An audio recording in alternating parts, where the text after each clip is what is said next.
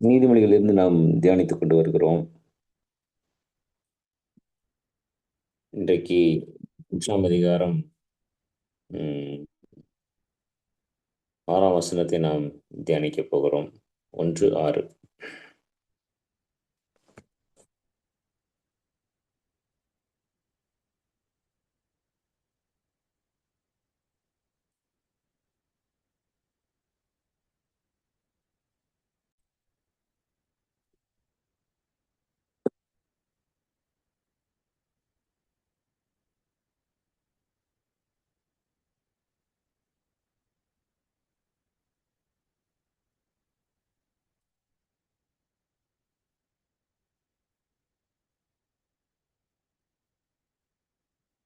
மீண்டும் அந்த வார்த்தை ரிப்பிட்டேஷன் ஆகிறத நம்ம பார்க்க முடியும். ம்.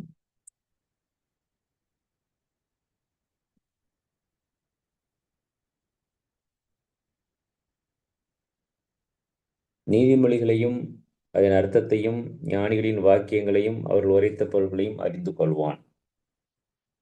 நீதிமொழிகளையும், சரிங்களா? நீதிமொழிகள் அதன் அர்த்தம்.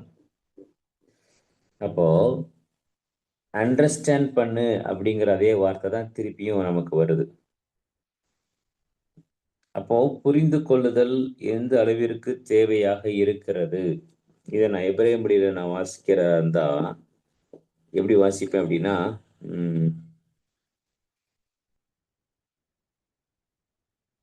லேஹாவின், இது எப்படி வாசிக்கணும்? லேஹாவின் and the understanding and the to the understanding, சரிங்களா? ஸோ இந்த ரிப்பிட்டேஷன் இது என்ன நினைக்குது அப்படின்னா, இந்த ஹாபின், HABIN, ஹாபின். அப்போ இந்த ரிப்பிட்டேஷன் ஆப்ஜெக்டோட, சரிங்களா? ரிப்பிட்டேஷன் என்ன நடக்குது? இந்த ஹாபின்ங்கிறத ஆப்ஜெக்டோடைய ரிப்பிட்டேஷனா இருந்து ஒரு தொடர்பை ஏற்படுத்துகிறது.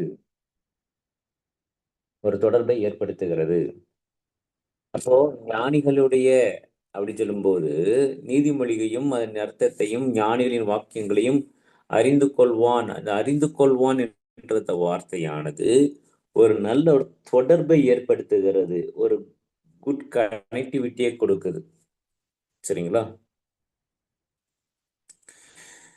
அப்போ நம்ம பார்க்கும்போது இது எதோட கனெக்டிவிட்டி ஆகுது அப்படின்னா, நீதிமொழிகள்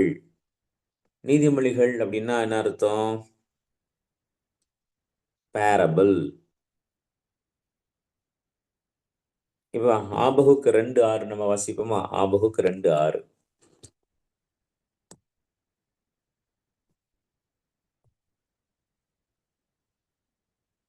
இவர்கள் எல்லாரும் அவன் பேரில் ஒரு பழமொழியையும் அவனுக்கு விரோதமான வசை சொல்லி வசனித்து தன்னுடையது அல்லாததை தனக்காக சேர்த்து கொள்ளுகிறவனுக்கு ஐயோ என்றும் அது எந்த மட்டும் நிற்கும் என்றும் அதன் தன் மேல் களிமண் சுமை அல்லவா சுமத்தி கொள்கிறான் என்றும் சொல்லுவார்கள். பழமொழி. அப்ப இந்த பழமொழி, நீதிமொழிகள் என்பதெல்லாம் ஒரே பதத்தை காண்பிக்கிறதா இருக்கிறது.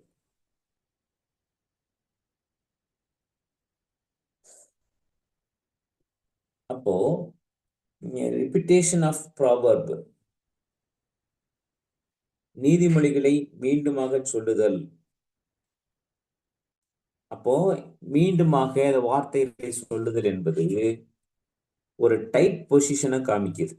என்ன டைட் பொசிஷன் அப்படின்னா, இதை விட்டு விளைகிறாத அப்படிங்கிற, விட்டு விளைகிறாத, இதை மட்டும் விட்டு விளைகிறாத. இன்னைக்கு மூளையை அரித்து தின்கிறதான ஒரு விஷயம் என்ன அப்படின்னா, இன்னைக்கு இருக்கிறதான மீடியாக்கள்லயே இன்னைக்கு வாசித்தல் என்கிறது ரொம்ப குறைவு. அப்ப இந்த வாசித்தல் என்பது என்ன நடக்குதுன்னா, அது ரொம்ப குறைச்சிட்டாங்க. அப்புறம் எப்படி நீதிமொழிகள் தெரிய வரும்? எப்படி புத்தகங்கள் தெரிய வரும்? நேற்று சுவாமிநாதனுடைய ஜட்ஜ்மெண்ட் காப்பியை வாசிக்கும் போதுதான் நமக்கு புரியுது அவர் எந்த ஒரு வார்த்தை பயன்படுத்தினார்னு. திருப்பரங்குன்ற விஷயத்துல இப்படி ஒரு ஜட்ஜ்மெண்ட் பார்க்கவே முடியாது. நேற்று நான் குரூப்ல போட்டிருந்தேன், மோனோலையும் போட்டிருந்தேன். எவ்வளவு பெரிய வேர்டு! இந்த கிறிஸ்தவ தலைவர்களாவது பார்த்தாங்களா, கண்டிச்சாங்களா? ஏன் இந்த வார்த்தையை நீங்க இப்படி யூஸ் பண்றீங்கன்னு சொல்லிட்டு கேட்டாங்களா? அவங்களுக்கு தேவையே இல்லையே. அப்போ இயேசு கிறிஸ்து பரிதாபகமான நம்ம முறையில தான் அவரு என் தேவனே பிதாவே அவர்களை மன்னியும் அப்படின்னு சொல்லி சொன்னாரா? அந்த வார்த்தையை பாருங்க.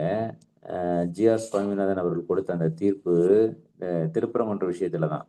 அப்ப இது இது வந்து என் கவனத்துக்கு வந்த உடனே நான் அதை எடுத்து உடனே டக்குனு மௌனம்ல தூக்கி போட்டேன்.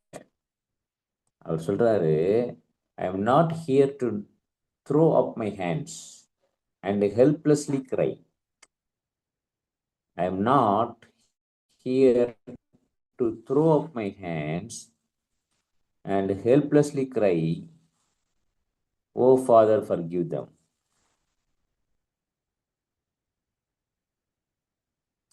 நான் சொல்ல வர விஷயம் புரியும் நினைக்கிறேன். இது வந்து பயங்கரமான லாங்க. இவர் என்ன நோட் பண்றாரு, அப்புறம் இவர் என்ன சொல்ல வர்றாரு? ஏசு கிறிஸ்து ஹெல்ப்லெஸ்ஸா சிலுவையில கதறினாரா? ஜட்ஜ்மெண்ட்ல என்ன நடந்திருக்குது? திருப்பரங்குன்ற தீபத்து நீ பேசிக்கோங்க, ஜட்ஜ்மெண்ட் கூட யூஸ் பண்ணலாம். வேணுங்கிறவங்களுக்கு சொல்லுங்க, நான் வேணா அனுப்பி தரேன். ஜட்ஜ்மெண்ட்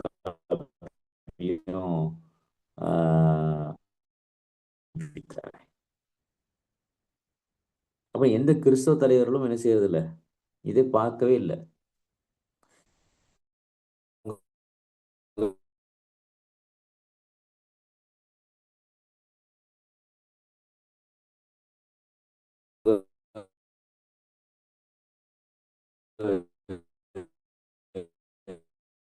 இது பார்க்கறதான் பெரிய இதா இருக்கு. அப்போ ஒரு ஒரு நீதிபதி ஏன் இந்த வார்த்தையை பயன்படுத்தினார்? இதே மேற்கோளை காண்பித்து ஒரு ஜட்ஜ்மெண்ட் கவனிக்கிறோம் அப்படின்னா, மேற்கோள் காண்பித்து விடுதலை வாங்கி கொடுக்க முடியும். குற்றத்தை சுவிசேஷ மனுவில் வந்து காணாமல் போனவங்களுக்கு வந்து கொடுக்கக்கூடாது.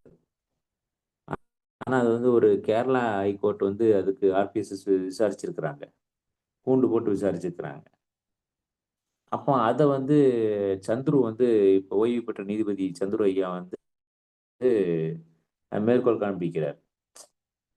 அப்போ ஒரு ஜட்ஜ்மெண்ட் வந்து நீங்க கொடுத்துட்டீங்க அப்படின்னா, அந்த ஜட்ஜ்மெண்ட்டை வச்சு மேற்கோள் காண்பித்து இன்னொரு வழக்கிற்கு நாம என்ன செய்ய முடியும்னா உட்படுத்த முடியுங்கிறது பொதுவான நடைமுறை.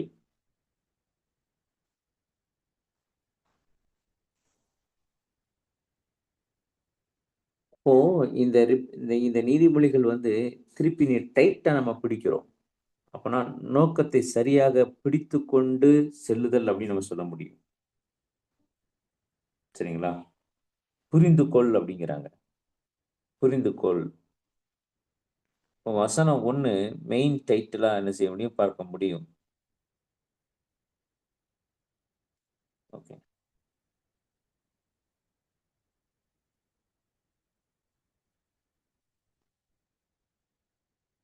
அப்போ ஒரு நீதிமொழிகள் என்ன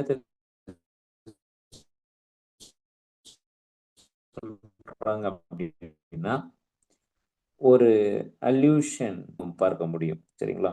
ஒரு விஷயத்தை சொல்ல வரும்போது, இன்னொரு விஷயத்தோட சேர்த்து வச்சு என்ன செய்வாங்க? சொல்லுவாங்க. அதனால இது வந்து என்ன செய்ய முடியும்னா, இந்த நீதிமொழிகள்னு கொடுத்ததே தப்புதான். அ அதுக்கான இந்த ஹீப்ருல சொல்லப்பட்ட அந்த வார்த்தைக்கான சரியான ஒரு விளக்கத்தை ஆங்கிலத்திலேயோ, தமிழிலேயோ, பழமொழிகள் அல்லது ஏதோ ஒரு வார்த்தையினாலும் சரி நம்ம சேர்க்கிறோம். அப்போ இந்த பழமொழிகள் எல்லாமே யாருடைய கலெக்ஷன் அப்படின்னா, சாலமோனுடைய கலெக்ஷன்ஸ். சாலமோன் சொன்னதைகளாக என்ன செய்கிறது? இருக்கிறது. 10:1 நீதிமொழிகள் 10:1 25:1. இப்போ மார்ஷல் மார்ஷல் உவமானம், உவமைன்னு கூட சொல்லலாம். என் வாயை நான் ஊமையினாலே திறப்பேன். மார்ஷல். அப்போ லேஹாவின் டு அண்டர்ஸ்டாண்ட் மார்ஷல் ஊமேலிசா ஊமேலிசா. இந்த நீதிமொழிகளை புரிந்து கொண்டு இதை நான் சரியாக கொடுக்க வேண்டும்.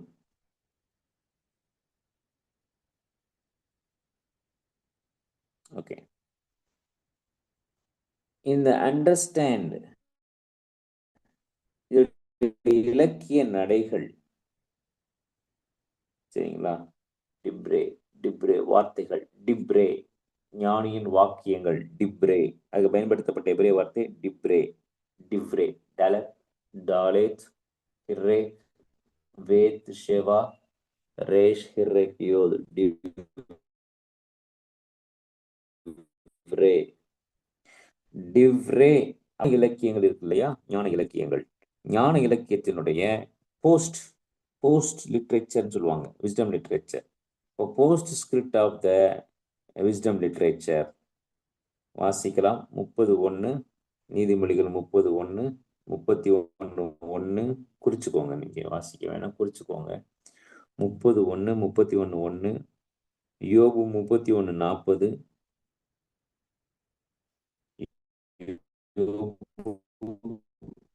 31:40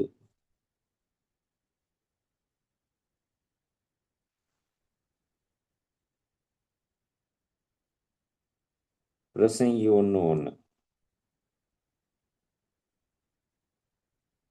பிரசங்கி 1:1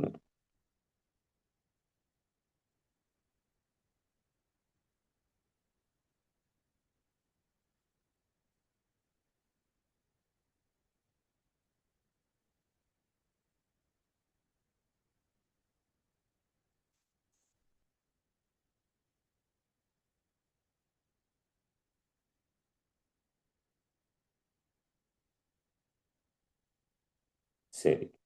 1:23 வாசிக்கலாமா? 1:23 வாசிங்க.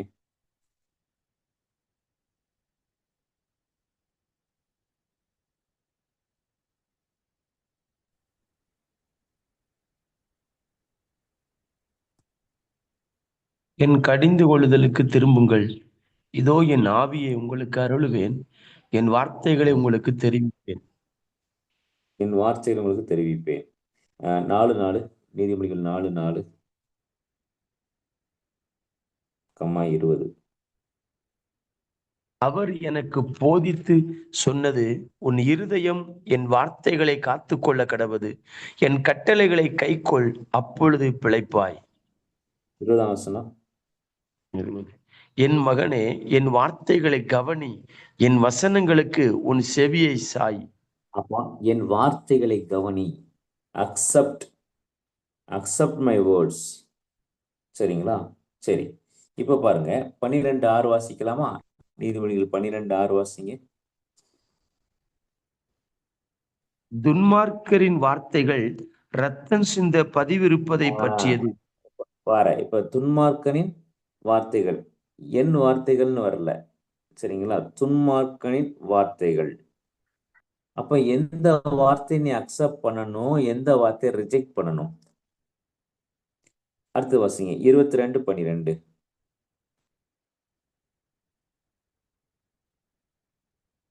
22ஆம் அதிகாரம் 12ஆம் வசனம். கர்த்தருடைய கண்கள் ஞானத்தை காக்கும், துரோகிகளின் வார்த்தைகளையும் அவர் தாறுமாறாக்குகிறார்.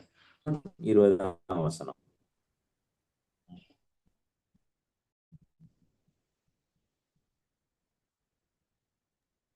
கேட்கல. அம்மா சொல்றா, அப்பா வேதம். ஆமா. 20ஆம் வசனத்தை வாசிக்கலாமா? 22:20.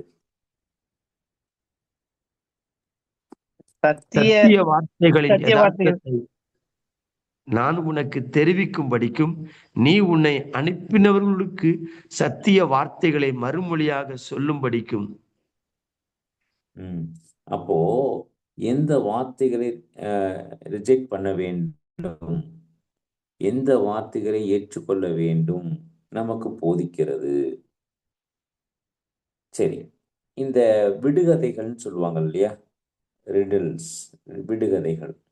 இந்த ஞானிகளின் வாக்கியங்களோடு இந்த நீதிமொழிகளோடு விடுகதைகளும் நிறைய இணைந்தே வருகிறது. சரிங்களா? ஞானியின் வாக்கியங்கள், இந்த ஞானியின் வாக்கியங்கள் இதெல்லாம் நம்ம சொல்லும்போது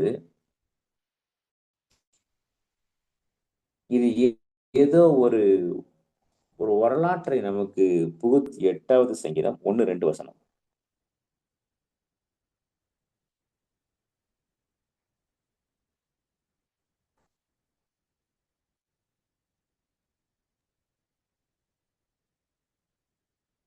எட்டாம் சங்கீதம் ஐயா. இல்ல 78ஆம் சங்கீதம் 1-2 வசனம்.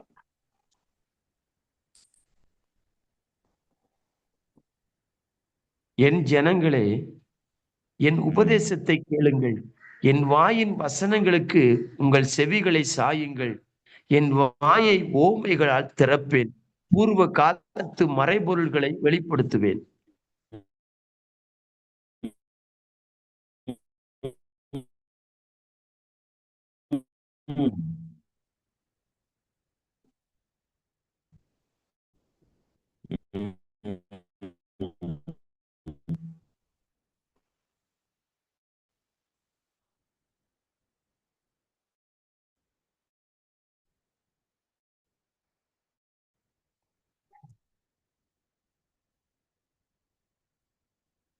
அப்போ இஸ்ரவேல் வார்த்தையை கேளு.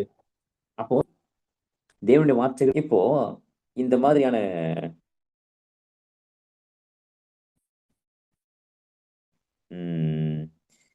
நீதிபதி 1:8 வருமா? நீதிபதி 1:8 பாருங்க. கீழ்ப்படி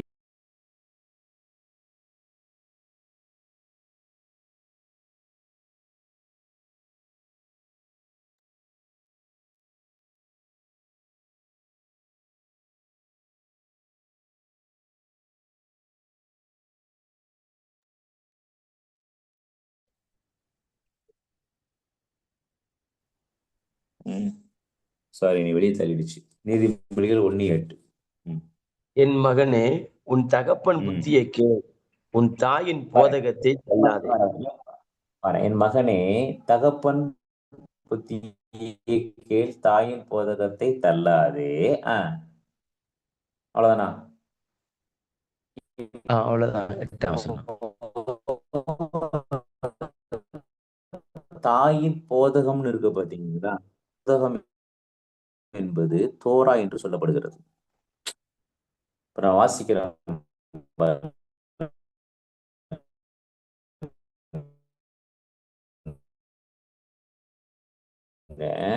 ஷெமா பெனே முசார் அல் வே அல் திட்டோஷ் தோரத் இமேகா, உன் அம்மாவுடைய தோராவை. அப்போ தோரா என்றால் நீங்கள் புரிந்து கொள்ள வேண்டும், not only the 5 books of Moses. நியாயப்பிரமாணம், நியாயப்பிரமாணம் பாவம், நியாயப்பிரமாணம் அப்படி, நியாயப்பிரமாணம் இப்படின்னு சொல்லிட்டு ரோமர்ல நிறைய வாசிக்கிறோம் இல்லையா? அப்போஸ்தலனாகிய பவுல் எந்த நியாயப்பிரமாணத்தை சொல்லுகிறார்னு தெரிய வரணும். இப்ப நான் ஒரு சட்டத்தை இயற்றிட்டோம்னா தட்ஸ் ஆல்சோ தோரா. அப்போ அந்த தோரா என்ன நடக்குது அப்படின்னா, இப்ப நான் ஒரு சட்டத்தை இயற்றி அதை நான் ஃபாலோ பண்ணிட்டேன்னா அது தோரா. அப்போ அப்போஸ்தலனாகிய பவுல் எந்த தோராவை சொல்லுகிறார் நமக்கு தெரியணும். நாம நினைச்சிட்டு இருக்கிறோம் ஆதியாமத்திலிருந்து உபாகமம் வரைக்கும் இருக்கிறதான் தப்பு தப்பு தப்பு, பழைய ஏற்பாடை தப்பு தப்பு தப்புன்னு பவுல் சொல்லிக்கிட்டே இருக்கிறாருன்னு. பழைய ஏற்பாடு அவர் இன்னைக்கு தப்புன்னு சொன்னாரு? அப்படி சொல்லவே இல்லை.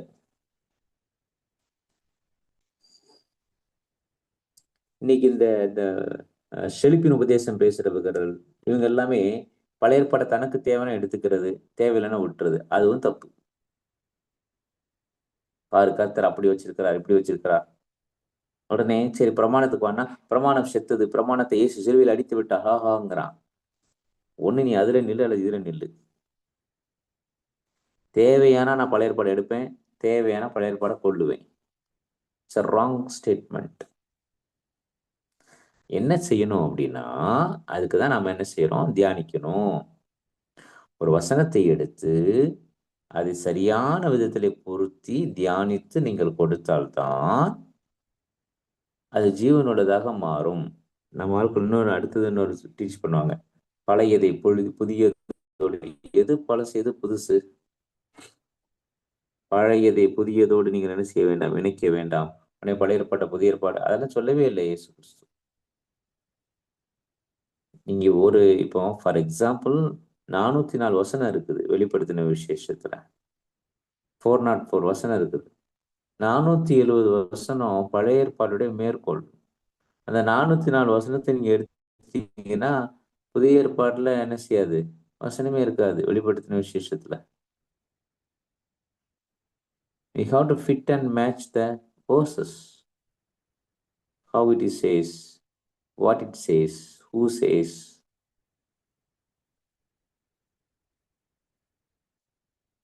இப்போ 1ஆம் அதிகாரம் 6ஆம் வசனத்துக்கு வரணும்னா, இப்போ என்ன சொல்ற அப்படின்னா, நீ கேளு அப்படிங்கிறாரு. வார்த்தைகளை கேளு, ஞானிகளுடைய வாக்கியங்கள். ஞானிகளுடைய வாக்கியங்கள் வரலாற்றை சார்ந்து நிற்கிறது என்பதை நாம் புரிந்து கொள்ள வேண்டும். சரிங்களா? நிறைய வரலாறு இருக்குதுங்க ஐயா. நிறைய வரலாற்றுடைய தன்மைகள் இருக்கிறது. வரலாறை நம்ம தேடி பார்த்தோம் அப்படின்னா நமக்கு முக்கு மூலையிலாம் என்னென்ன சொல்லி வச்சிருக்காங்கிறது தெரிய வரும்.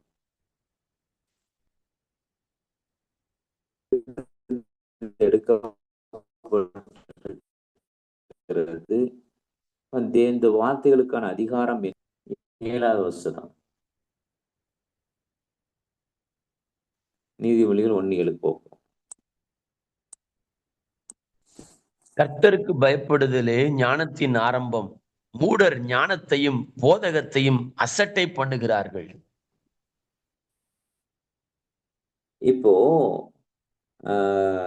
இந்த வசனத்தினுடைய இது 2ஆம் வசனத்துல இருந்து 6ஆம் வசனத்து வரைக்கும் இருக்கிறதான ஒரு அந்த எய்மை திருப்பி எக்ஸ்பிளைன் பண்றாங்க.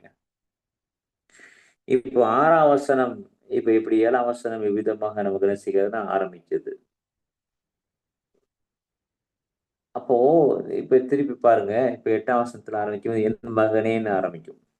என் மகனேன்னு ஆரம்பிப்பாங்க. அப்போ இந்த பகுதி பழைய இலக்கியத்தோடு, ஏன்ஷியன்ட் லிட்ரேச்சரோடு இதுல இப்ப பேரலே இல்லை பாருங்க. பேரலல் இருக்கும், பேரலல் இல்லாம இருக்கும். இப்ப தெளிவா வசனம் இப்படி ஆரம்பிக்குது.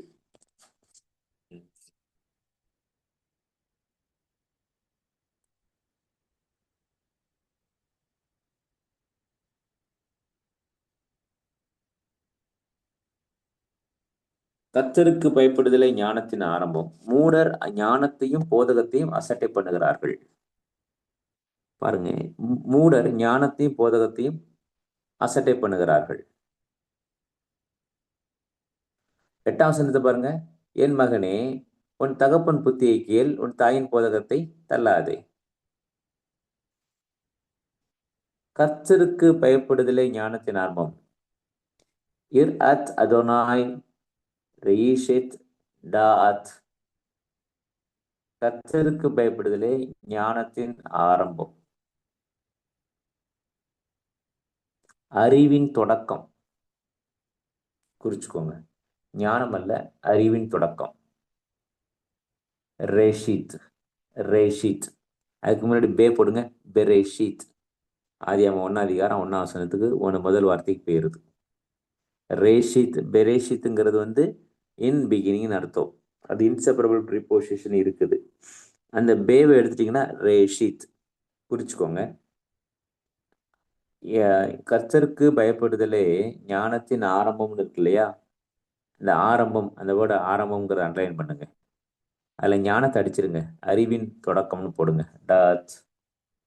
Doth knowledge, not wisdom.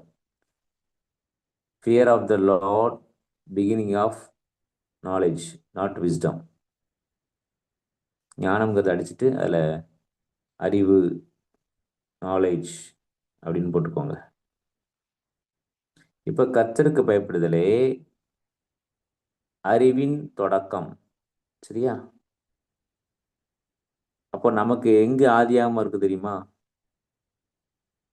ரேஷித். சொல்லுங்க, ரேஷித். இப்போ இந்த ரேஷித்துங்கிற வார்த்தை தான் ஆதியாகமம் 1:1 ஆதியிலேன்னு சொல்றோம் இல்லையா? ஆதியிலே என்பதற்கான எபிரேய வார்த்தை ரேஷித்.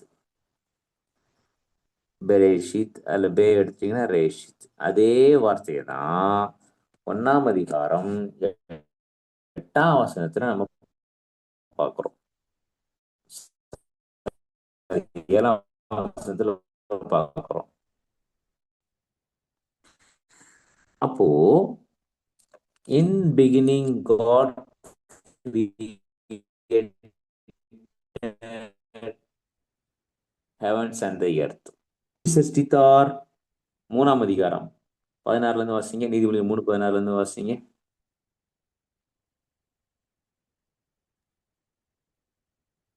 அதன் வலது கையில் தீர்க்க ஆயுசும் அதன் இடது கையில் செல்வமும் கனமும் இருக்கிறது. அதன் வழிகள் இனிதான வழிகள், அதன் பாதைகள் எல்லாம் சமாதானம். அது தன்னை அடைந்தவர்களுக்கு ஜீவம். அதை பற்றி கொள்ளுகிற எவனும் பாக்கியவான். கர்த்தர் ஞானத்தினாலே பூமியை அஸ்திபாரப்படுத்தி புத்தியினாலே வானங்களை ஸ்தாபித்தார். கர்த்தர் ஞானத்தினாலே பூமியை அஸ்திபாரப்படுத்தி புத்தியினாலே வானங்களை ஸ்தாபித்தார். ஆதியிலே தேவன் வானத்தை படைத்தார். சரிங்க. பாரா எலோகிம் எத் ஹாஷமாயும். பெரேஷித் பாரா எலோகிம் ஹாஷமாயும்.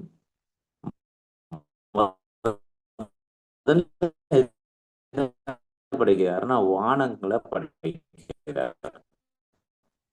வானங்களை படைக்கிறதுக்கு தேவைப்படுது. இப்ப சிலே ஞானத்தின் ஆரம்பம், அறிவின் ஆரம்பம்னு போடுங்க. எப்படி இருக்கு பாருங்க. கர்த்தருக்கு பயப்படுதலே அறிவின் ஆரம்பம்.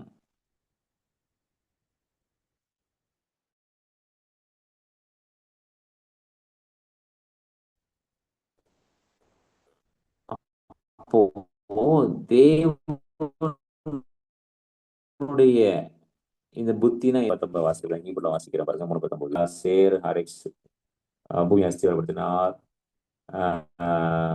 போனே ஷமாயிம்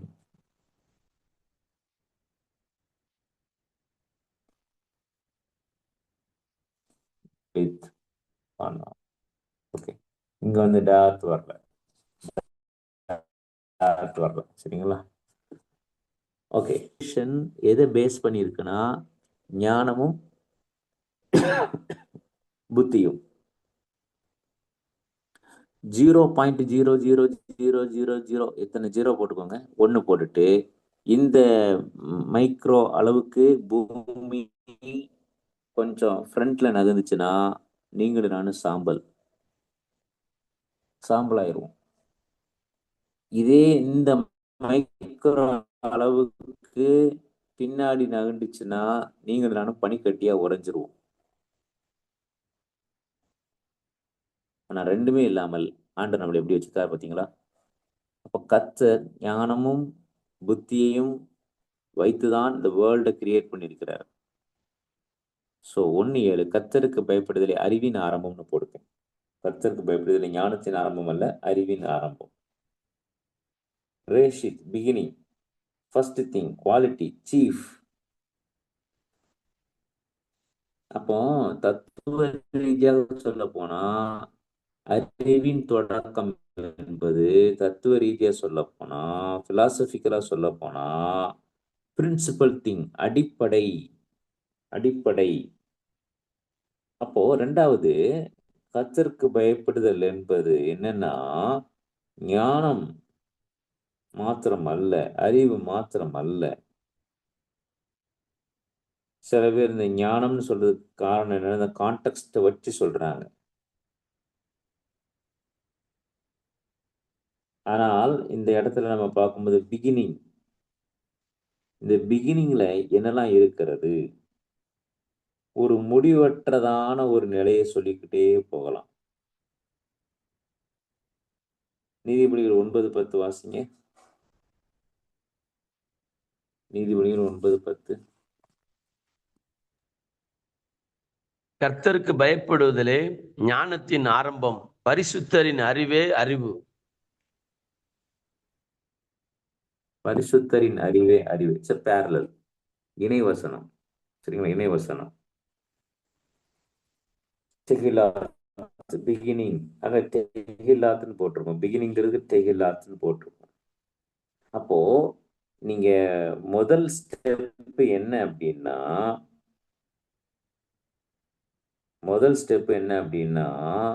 கர்த்தருக்கு நீங்கள் பயப்படுங்கள்.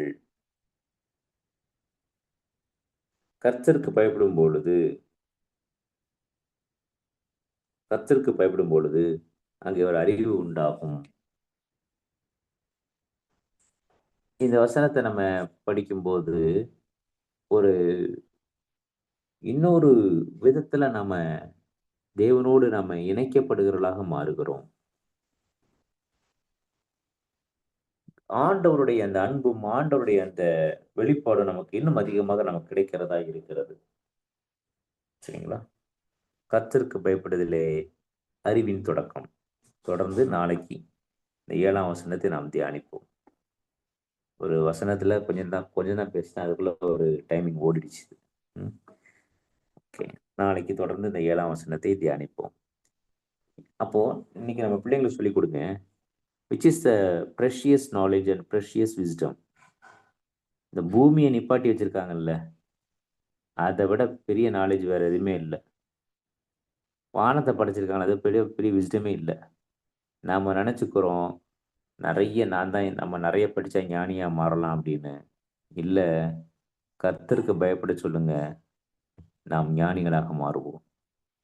இந்த fear of the Lord, fear of the காடை நம்ம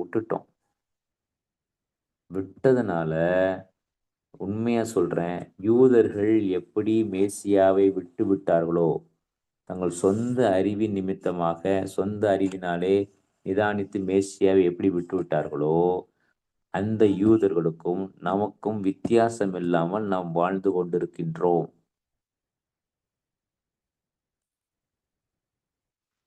அன்னைக்கு இருந்த யூதனுக்கும் இன்னைக்கு இருக்கிறதான விசுவாசிகளுக்கும் வித்தியாசம் இல்லாமல் வாழ்ந்து கொண்டிருக்கின்றோம். இன்னைக்கு நம்ம செஞ்சதுதான் அன்னைக்கு அந்த யூதன் செஞ்சான். திருப்பியும் நம்ம அந்த தப்பை செஞ்சிடக்கூடாது. தொடர்ந்து கர்த்தருடைய வார்த்தையில் நிலைத்து நிற்போம். கர்த்தர் நம்மை ஆசீர்வதிப்பாராக. ஷாலோம். ஷாலோம்.